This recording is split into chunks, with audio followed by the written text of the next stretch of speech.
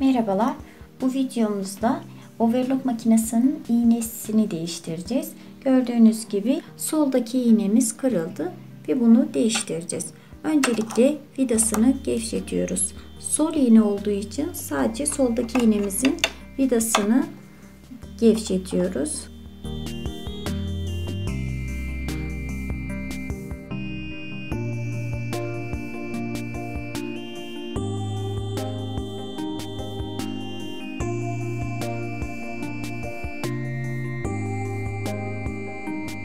Overlock iğnesinin düz kısmı arkaya bakacak şekilde yerleştiriyoruz. Şu düz kısmını arkaya bakacak şekilde yuvasına yerleştiriyoruz ve yukarı çıkabildiği kadar çıkarıyoruz.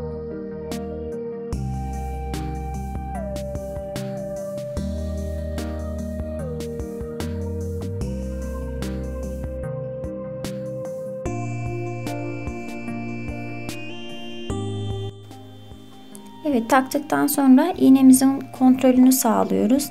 Aşağı düşüyor mu düşmüyor mu diye. Evet, gayet sağlam takıldı. Overlock iğnesi bu şekilde değiştirilir arkadaşlar. İnşallah bu videomuz sizlere faydalı olmuştur. Başka bir videomuzda görüşmek dileğiyle. Hoşça kalın.